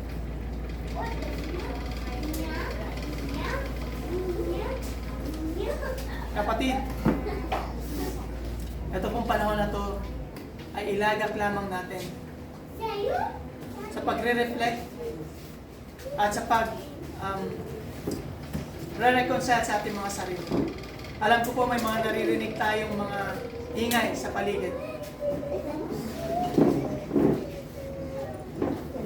Itikong po muna natin o ating pong takpan muna ang ating mga tenga sa surroundings natin, kundi talagang ituon lamang po natin ang ating atensyon sa Panginoon. Sa mga oras na to, kapatid, ito'y panahon para makipag-usap sa Kanya. Imaginein po natin na nasa harap mo si Yesu Cristo nga.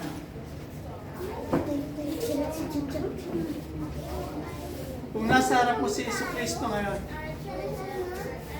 ano sasabihin mo sa Kanya?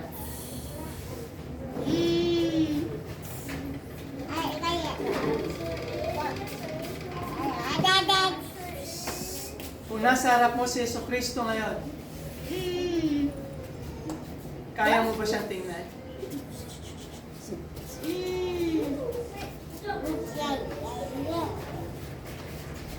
Nasa harap mo si Yesu Cristo ngayon,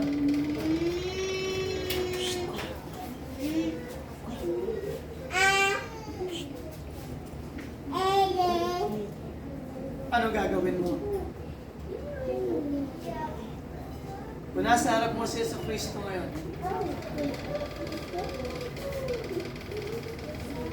ano gagawin mo? Ngunit,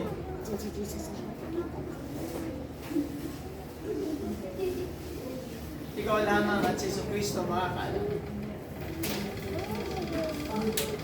Pero kung nararamdaman mo ang mga salita niya, kanya ipanihiwatig sa atin ngayon, ay talagang angkop sa iyong puso. Angkop na angkop sa iyong sitwasyon.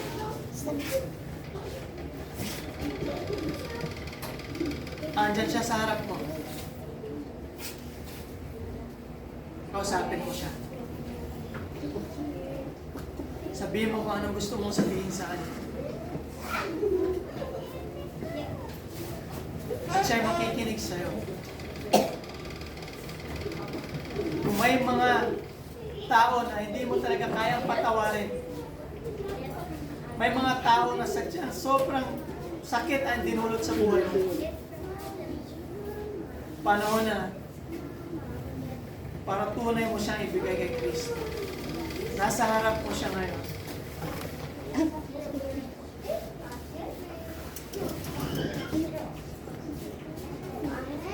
Kung may mga bagay-bagay sa buhay mo, mga problema, bigati, sa palagay mo ay hindi mo kaya lampasan, andyan si Yesu Cristo sa harap mo. Ibigay mo to sa Kanya.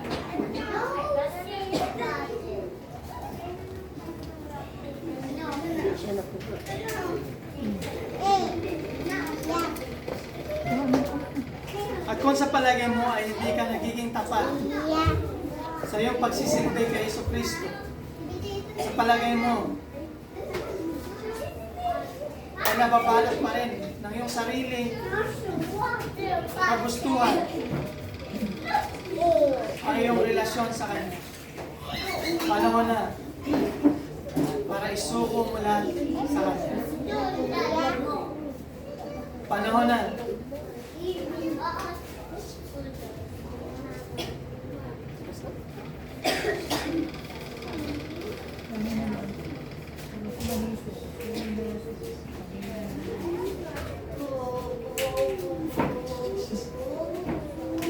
Nararamdaman mo ang pagyakap ng Panginoong Jesucristo sa iyo ngayon.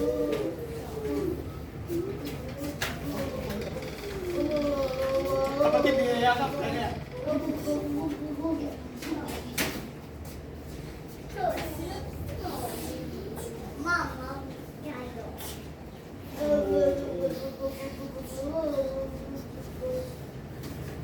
Bigay mo lahat sa kanya. Nandiyan ka.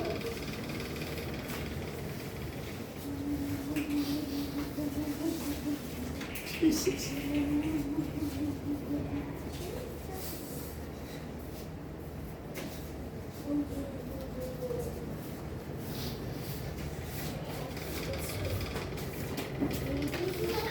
Sige kapatid, ibuhos mo lahat sa Diyos. Ano man yan nararamdaman mo, ano man yan. Ano man yan, bigay mo sa kanya.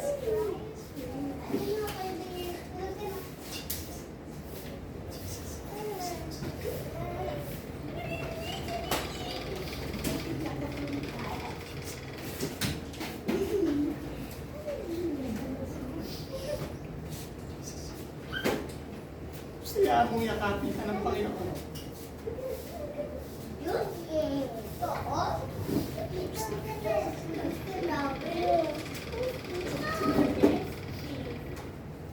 Huwag mo siyang pigilan, kapatid. Huwag mo siyang pigilan. Hayaan mong yakapin ka niya ngayon.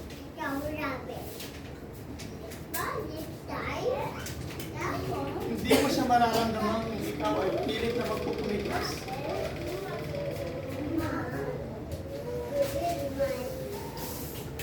Isipin mo siya. Hayaan mo siya yakapin ka.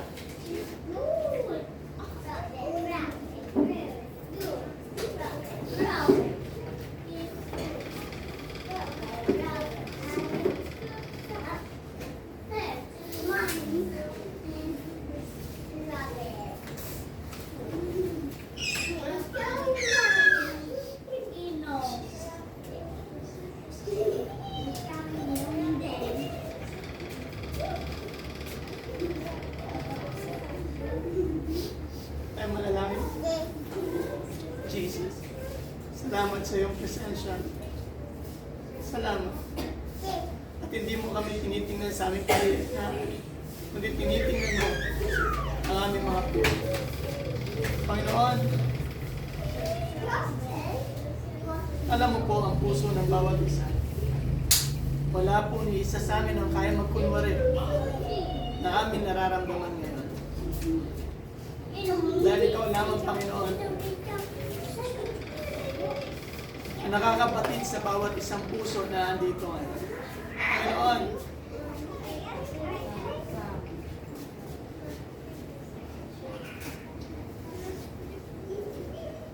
hawakan mo kami. Hindi na po namin kaya ang aming mga nag-aaral. Sobrang bigat, Lord, na aming mga pinapasan. Sa aming trabaho, sa aming eskwela, sa aming paligid.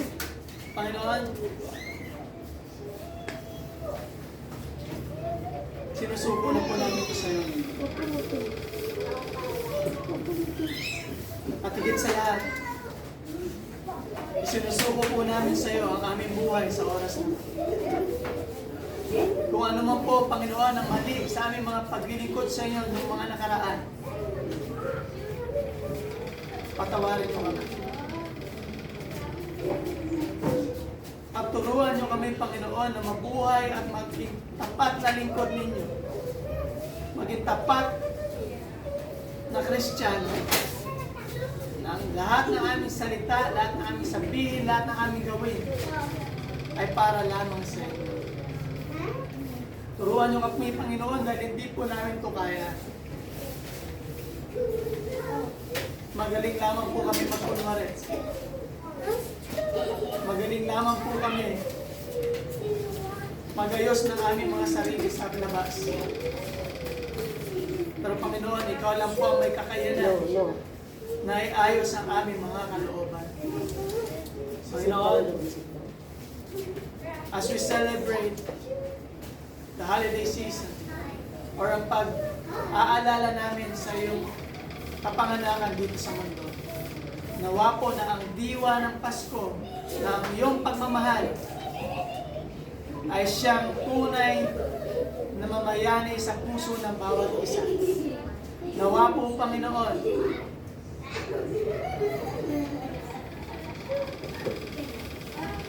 na ang inyong mga plano sa bawat isa ay maganap na. Panginoon, gaya ng inyong salita at ang warning niyo sa amin na kung kami hindi magbabago, kayo ang magbabago sa amin. Lord, tulungan niyo kami.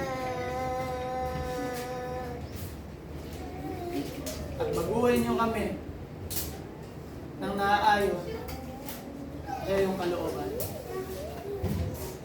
Lahat po ng papuri, pasasalamat at itong amin, lahat ng pasama ay tanging sa matamis na pangalan ni Jesucristo lang. Amen.